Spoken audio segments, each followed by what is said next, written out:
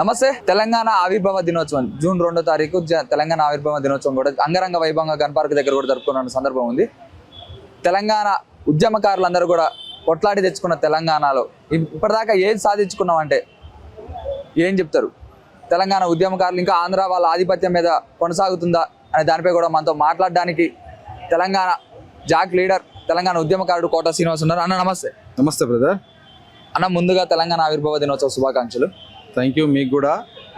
తెలంగాణ రాష్ట్ర ఆవిర్భావ దినోత్సవం సందర్భంగా మొదటగా తెలంగాణ ఉద్యమంలో అసూలు బాసినటువంటి అమరవీరులందరికీ వినమ్రంగా జోహార్లు అర్పిస్తూ ఈ తెలంగాణ రాష్ట్ర ఏర్పాటులో అనేక పోరాటాలు చేసినటువంటి ప్రజలందరికీ కూడా ఉద్యమ అభినందనలు, అదేవిధంగా రాష్ట్ర ఆవిర్భావ దినోత్సవ శుభాకాంక్షలు చెప్తున్నాను. అన్న, తెలంగాణ తెచ్చుకొని ఇప్పటికి కూడా 12 సంవత్సరాల దాకా దాటింది అనమాట. ఇప్పటిదాకా తెలంగాణ ఏం సాధించింది? తెలంగాణ వచ్చిన కాడ నుంచి ఏం సాధించుకున్నాం అంటే ఏం చెప్తారు అన్న? స్వరాష్ట్రం ఏర్పడాలి, ఈ స్వరాష్ట్రంలో ఆత్మగౌరవంతో కూడినటువంటి పరిపాలన మనం కొనసాగించుకోవాలి, నీళ్లు, నిధులు, నియామకాలు అనేటువంటి ట్యాగ్ లైన్ మీద మనం పోరాటాలు చేసినాం. మనం పోరాటాల ఫలితానికి అనుగుణంగానే కాంగ్రెస్ పార్టీ సోనియా గాంధీ గారు ఇచ్చిన మాట ప్రకారం తెలంగాణ రాష్ట్రాన్ని ఏర్పాటు చేయడం జరిగింది. ఏర్పాటు చేసినటువంటి రాష్ట్రంలో 10 ఏళ్ల పాలనలో ప్రజలు అనేక ఇబ్బందులకు గురైనటువంటి పరిస్థితులు కూడా మనం చూసినాం. ఇక్కడ వాక్ స్వాతంత్రాన్ని కోల్పోయి కనీసం ప్రశ్నించే గొంతులన్నింటినీ కూడా అణిచివేసినటువంటి పరిస్థితిని మనం చూసినాం. అనేక నిర్బంధాలు, అనేక దోపిడీలు, అనేక అన్యాయాలు, దుర్మార్గాలకు పాల్పడినటువంటి చరిత్ర అంతా మనం కళ్ళ ముందర మొన్నటి పాలన వరకు కొనసాగింది కేసీఆర్ పాలనలో. మరి దానికి చర్మగీతం పాడుతూ ఈరోజు ప్రజలందరూ కూడా ఎంతో చైతన్య స్ఫూర్తితోటి కాంగ్రెస్ పార్టీని ఆశీర్వదించిల్లు.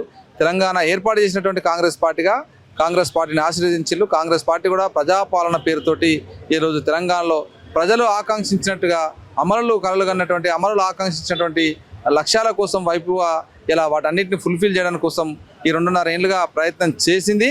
ఇంకా భవిష్యత్తులో ఇంకా మరింతగా ప్రజలు ఆకాంక్షించినటువంటి తెలంగాణను నిర్మాణం చేసుకోవడానికి కోసం అంటే విద్య, వైద్యంలో, ఉద్యోగ కల్పనలో, అదేవిధంగా వ్యవసాయ రంగంలో, అన్ని రంగాలలో, సామాజిక, రాజకీయ, ఆర్థిక రంగాల్లో ముఖ్యంగా ఈ తెలంగాణ నేల అంతా కూడా దోపిడీ, పీడనకు అణచివేతకు గురైంది. ఇలా అణచివేత లేనటువంటి, పీడన లేనటువంటి ఇలా సమాజాన్ని కలలుగన్నది. కాబట్టి ఆ పీడనకు వ్యతిరేకంగానే మొన్నటి వరకు కేసీఆర్ మీద మనం పోరాటం చేసినాం. కాబట్టి అట్లాంటి పీడన లేనటువంటి తెలంగాణ మనం సాధించుకున్న తెలంగాణలో స్వేచ్ఛగా ఇలా ప్రశ్నించే గొంతులకు కూడా అనేక హక్కులు కల్పించబడ్డాయి. ఎందుకంటే ఇలా ఇందిరా చౌక్ను ఓపెన్ చేసినాం.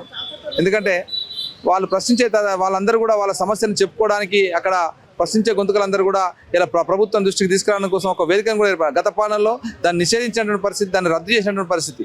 కాబట్టి ఇట్లా ఇక ప్రజాస్వామ్యంలో రాజ్యాంగబద్ధంగా ప్రజలకు ఏవైతే హక్కులు ఉంటాయో ఆ హక్కులన్నీ కూడా తెలంగాణ స్వరాష్ట్రంలో ప్రజాపాలనలో పునరుద్ధరించబడ్డాయి అని చెప్పుకోవచ్చు. అన్న, ఇప్పుడు మీరు ప్రశ్నించే గొంతులందరూ కూడా స్వేచ్ఛ కల్పించమని చెప్తున్నారు.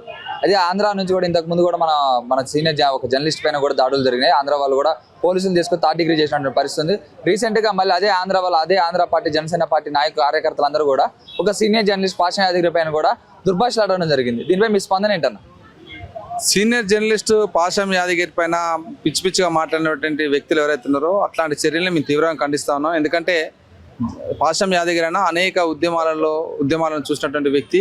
ఆయన ఈ తెలంగాణలో ఒక గైడ్ లాగా, అంటే మాలాంటి వాళ్ళకైతే ముఖ్యంగా ఉస్మానియా విద్యార్థి ఉద్యమంలో మేము అనేక కార్యక్రమాలకు ఆయన అతిథిగా పిలుచుకున్నటువంటి పరిస్థితి. ఇలా బుద్ధి లేని కొందరు ఎవరో మాట్లాడినంత మాత్రాన అది ఉస్మానియాకు ఆపాదించాల్సిన అవసరం లేదు. అది ఉస్మానియా జేఏసీ అనేది ఎప్పుడు ప్రజల పక్షంగా ఉంటుంది, ప్రజల గొంతుగా ఉంటుంది. ప్రజల ఉమ్మడి సమస్యను పరిష్కారం చేసే దిశగానే ఉస్మానియా జేఏసీ పనిచేస్తుంది. జేఏసీ ఎప్పుడైనా కూడా అట్లే పనిచేస్తుంది.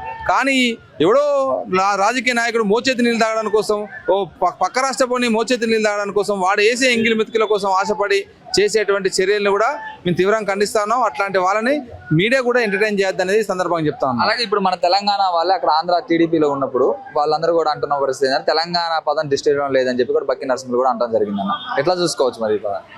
బక్కనే నరసింహకి అసలు తెలివి లేని, బుద్ధి లేని, అసలు అతనికి అల్జిమర్స్ వ్యాధితో బాధపడుతున్నాడని చాలా స్పష్టంగా అర్థమవుతుంది.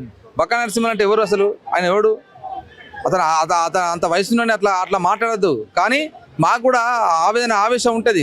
కాంగ్రెస్ పార్టీలో ఉన్నప్పటికీ మేము మా పార్టీ అధికారంలో ఉంది కాబట్టి కొంచెం సమయంతో, ఓపికతోటి మేము ఆచితూచి వ్యవహరిస్తూ ఉన్నాం.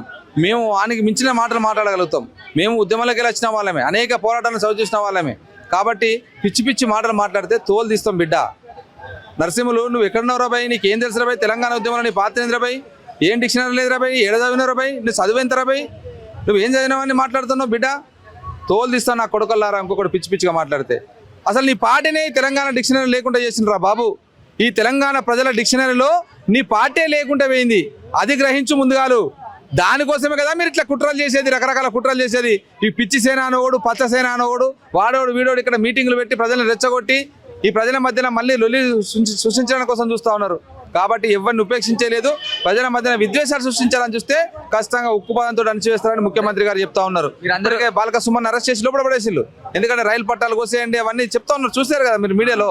కాబట్టి ఇట్లాంటి వాళ్ళని ఎట్టి బస్సులో ఉపేక్షించద్దు. ఎందుకంటే వీళ్ళంతా కూడా ఇక్కడ శాంతి భద్రతలు ఇలా అదుపులో ఉన్నాయి. కాబట్టి వీళ్ళందరూ ప్రజలు ఇలా అన్ని రంగాల్లో అభివృద్ధి వైపుగా దూసుకుపోతా ఉన్నారు. కాబట్టి ఇక్కడ డిస్టర్బ్ చేయాలనే లక్ష్యం కొద్దీ పక్క రాష్ట్రం ఉన్నటువంటి వాళ్ళు కొద్దిమంది చేస్తున్న కుట్రలో భాగమే ఇది.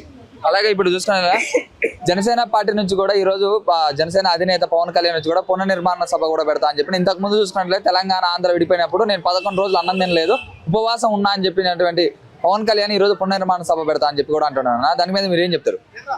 పవన్ కళ్యాణ్కి ఒకటే చెప్తాను, నువ్వు మాకు పునర్నిర్మాణం నేర్పేది ఏందిరా బాబు? ఈ నేలంతా అనేక తిరుగుబాటు ఉద్యమాలకు పురుడు పోసినటువంటి నేల. ఏ పర్లేకపోయినా ఒక అమరవీరుడు ఉంటాడు, ఒక అమరుని కుటుంబం ఉంటుంది. నువ్వు మాకు పునర్నిర్మాణం గురించి, ఉద్యమాల గురించి, పోరాటాల గురించి అసలు నువ్వేం చదువుకున్నారా బాబు పవన్ కళ్యాణ్? నీ చదివేంది చెప్పు ముసగాలు. నువ్వు మాకు చెప్పడేంద్రా భయ్? అనేక ఉద్యమాలు పోరాటాలు చేసినటువంటి వీరులం మేము ఈ నేల మీద. నా మీద 136 కేసులు తెలంగాణ ఉద్యమంలో 5 సార్లు జైలుకు పోయినటువంటి వాడిని. నువ్వు మాకు నేర్పడేంద్రా భయ్?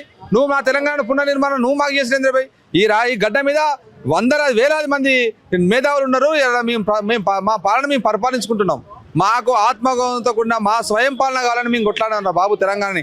నువ్వేదో నువ్వు ఆని వచ్చి నువ్వు చెప్తే నేర్చుకునే స్థితిలో మేము లేము, అది గ్రహించాలి. అందుకనే ఇట్లాంటి పిచ్చి తుగులకు గల సభలు రద్దు చేసి పడేసారు మా ముఖ్యమంత్రి గారు. ఎందుకంటే వీళ్ళంతా కూడా రెచ్చగొట్టే విధంగా చేస్తున్నారని రద్దు చేసి పడేసారు. 10 ఎకరాల చెరువును కూడా కబ్జా చేసిన చెప్పి కూడా చెప్తున్నారు. ఆ విషయంలో ఖచ్చితంగా హైడ్రా ఉంది. ఈ హైదరాబాద్ లో కబ్జాదారుల నుంచి ప్రభుత్వ భూమిని రక్షించడానికి కోసం ముఖ్యమంత్రి గారు ప్రత్యేకించి హైడ్రాను ఏర్పడడం జరిగింది. హైడ్రా కూడా చేస్తున్నటువంటి పనులన్నీ కూడా ప్రజలు హర్షిస్తూ ఉన్నారు.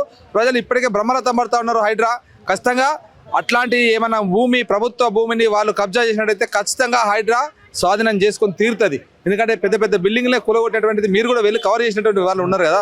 కాబట్టి హైడ్రా అనేది ఎట్టి బస్సులో ఎవరిని ఉపేక్షించదు. రాష్ట్ర ప్రభుత్వం కూడా ఎట్టి బస్సులో ఉపేక్షించదు. ప్రభుత్వ భూమిని అయితే ఖచ్చితంగా తీసుకుంటాం. ఫైనల్గా ఏం చెప్పదలుచుకున్నారా తెలంగాణ ప్రజలకు కావచ్చు, యావత్ దేశం మొత్తానికి కూడా ఈ తెలంగాణ అవతరణ దినోత్సవం రోజున ఏం చెప్పదలుచుకున్నారు?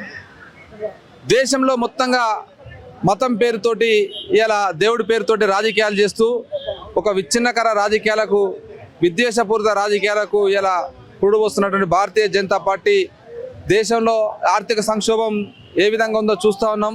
పెరిగినటువంటి డీజిల్, పెట్రోల్ ధరలు, గ్యాస్ ధరలు సామాన్యుని నడ్డు విరుస్తున్నటువంటి పరిస్థితి చూస్తూ ఉన్నాం. ఎందుకంటే ఈ విషయాల్ని ఈరోజు ఎందుకు మాట్లాడుతున్నానంటే తెలంగాణ అనేక పోరాటాలకు పుట్టినిల్లు, అనేక పోరాటాలకు పురుడు పోసినటువంటి గడ్డ.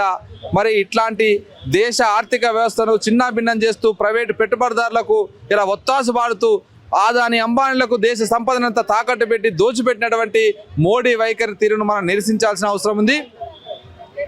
తెలంగాణ ఉద్యమ స్ఫూర్తిలో ఖచ్చితంగా ఇట్లాంటి పాలకులను మనం గద్దెదించాల్సిన అవసరం, బాధ్యత మన పైన ఉంది. ముఖ్యంగా తెలంగాణ ఉద్యమకారులుగా అందరిపైన ఉంది. తెలంగాణ ప్రజలుగా భారతీయ జనతా పార్టీని ఇలా దించితేనే ఇలా దేశాన్ని మనం కాపాడుకున్న వాళ్ళం అవుతాం. ఇలా అమెరికా ముందు నరేంద్ర మోడీ మోకరిల్లిండు.